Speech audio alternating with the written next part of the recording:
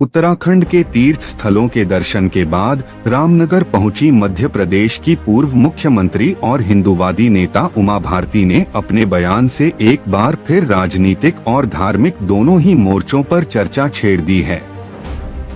उनके बयान में उत्तराखंड के प्रति गहरी आस्था, राष्ट्रीय सुरक्षा को लेकर चिंता और देश की राजनीति पर स्पष्ट राय साफ तौर पर देखने को मिली।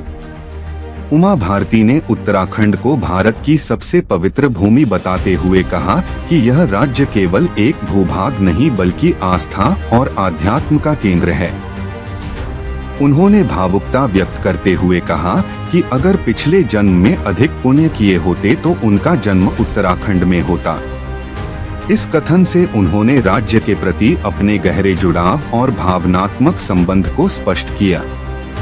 उन्होंने आगे कहा कि उत्तराखंड उनके दिल में बसता है और यह भूमि भगवान बद्रीनाथ और हिमालय जैसे पवित्र स्थलों का केंद्र है। उनके अनुसार इस राज्य की आध्यात्मिक ऊर्जा इसे विशेष बनाती है और यही कारण है कि यह देश ही नहीं बल्कि पूरी दुनिया के लिए एक महत्वपूर्ण तीर्थ क्षेत्र है। इसी बातचीत के दौरान उमा भारती ने राष्ट्रीय सुरक्षा और घुसपैठ के मुद्दे को भी जोरदार तरीके से उठाया। उन्होंने कहा कि देश के कुछ राज्यों जैसे असम, त्रिपुरा और पश्चिम बंगाल में घुसपैठ एक गंभीर समस्या रही है। उनके अनुसार यह केवल शरणार्थियों का मामला नहीं बल्कि अवैध घुसपैठ का विषय है जो देश की जनसांख्यिकी को प्रभावित करने की कोशिश करता है।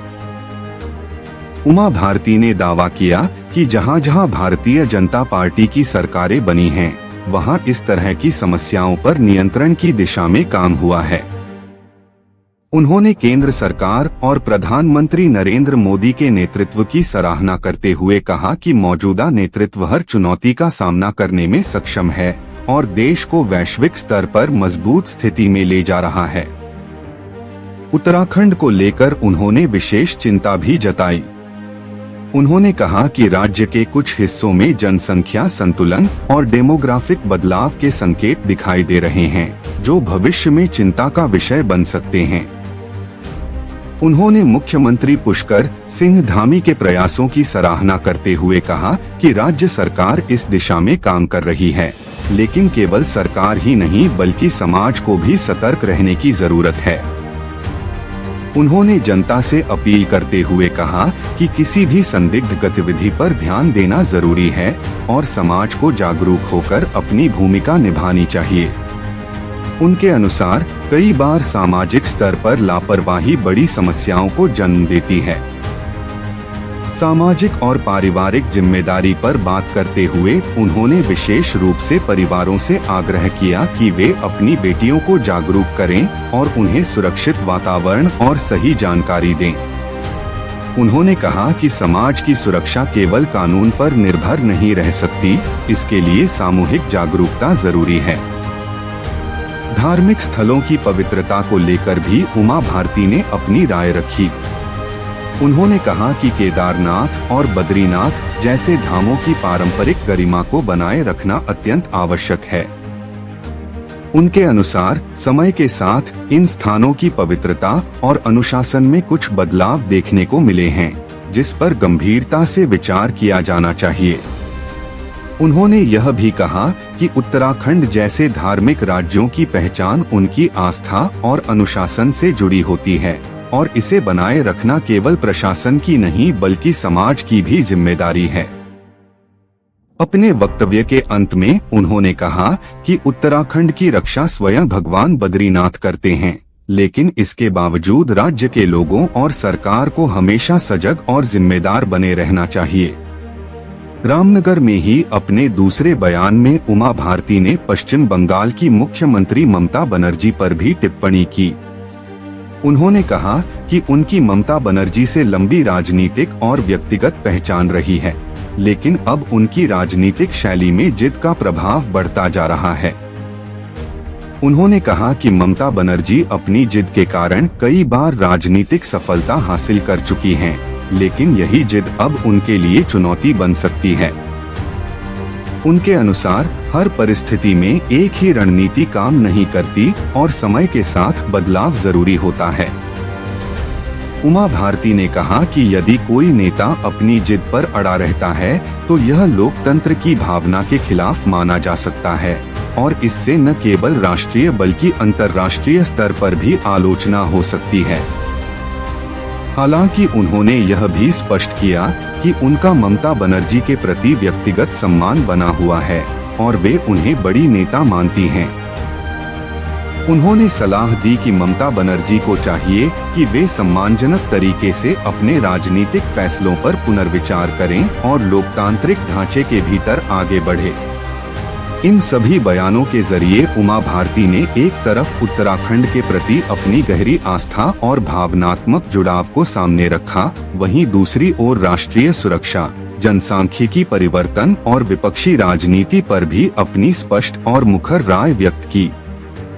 उनके बयान ने एक बार फिर राजनीतिक गलियारों में चर्चा तेज कर दी है, जहां धार्मिक आस्था और राजनीतिक विचारधारा दोनों ही एक साथ केंद्र में आ गए हैं। उत्तराखंड, अगर मैंने पिछले जन्म में और थोड़े पुण्य किए होते तो मेरा जन्म उत्तराखंड में हुआ होता। आप इससे समझ लो कि मैं उत्तराखंड से कितना प्यार करती हूँ। उत्तराखंड मेरे दिल में धड़कता है। ये भारत का पवित्रतम स्थान है। हिमालय यहाँ स्थित है, बद्री केदार भी यहाँ स्थित है, देवगुरु पर्वत भी यहाँ है। लेकिन मैं एक बहुत बड़ी खुशी अपने साथ लेके जा रही हूँ। भारत को 3 राज्यों से बहुत बड़ा खतरा था, घुसपैठ से, राज्यों से नहीं, उसमें होने वाली घुसपैठ थे। एक था असम, एक था त्रिपुरा और एक था बंगाल। यहाँ से जिस प्रकार से घुसपैठिए आ रहे थे वो शरणार्थी नहीं थे, वो घुसपैठिए थे। वो हमारी डेमोग्राफी बिगाड़ने के लिए आ रहे थे और इसलिए तीनों राज्यों पर आज भाजपा की सरकार है। तो हम निश्चिंत हैं। हम देशवासियों के लिए ये बहुत बड़ी खुशखबरी है।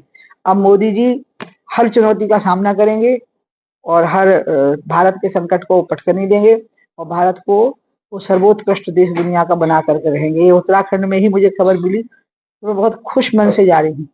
लेकिन मैं उत्तराखंड वासियों को और यहाँ की सरकार को भी आपके माध्यम से ही कहूंगी कि यहाँ घुसपैठियों का संकट है और हमारी 1-2 विधानसभाओं का तो उन्होंने डेमोग्राफी ही बिगाड़ दी है, आपको पता होगा।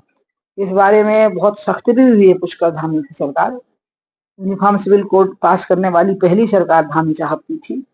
लेकिन मैं पूरे उत्तराखंड के वासियों से कहूंगी कि आप अपनी बहन बेटियों को भी समझाइए, क्योंकि लव जिहाद में कई बार कानून काम नहीं कर पाता है। अगर लड़की बालिग हो गई है तो बहुत सारे संकट कानूनी तौर पर सरकार के सामने खड़े हो जाते हैं और भी कई प्रकार से संकट आए हैं और उनने हमारे पवित्र धामों को भी नष्ट कर दिया, खराब कर दिया है। पहले केदार बद्री में जो पवित्रता रखी जाती थी वो इतने प्रकार से प्रवेश कर गए हैं। पहले बिहार पहुंचे हैं और फिर बिहार से यहाँ आए हैं, नेपाल पहुंचे हैं और फिर नेपाल से यहाँ आए हैं।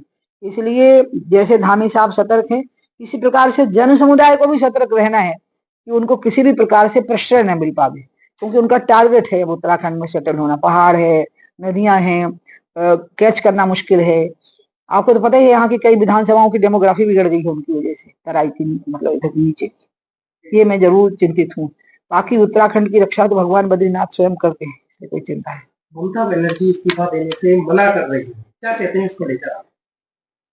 ममता जी की और मेरी दोस्ती 91 से है और वो बहुत दिनों तक रही, 2021 तक रही। ममता अपनी जिद के कारण ही 3 बार सरकार बना सकी, लेकिन अब वही जिद उनका नाश कर देगी। इसलिए हर जगह पे हर हथियार काम नहीं आता है। यहाँ पर अगर वो जिद पकड़ेंगी तो संविधान का अपमान होगा, लोकतंत्र का अपमान होगा। वो स्वयं पूरी दुनिया में, भारत में नहीं बल्कि पूरी दुनिया में हंसी का पात्र बन जाएंगे। इसलिए मैं तो, ममता जी बड़ी हैं मेरे से 6 साल बड़ी हैं, उनको मैं यही सलाह दूंगी कि दीदी पूरे सम्मान के साथ स्टेप डाउन करो, सड़कों पर संघर्ष करो।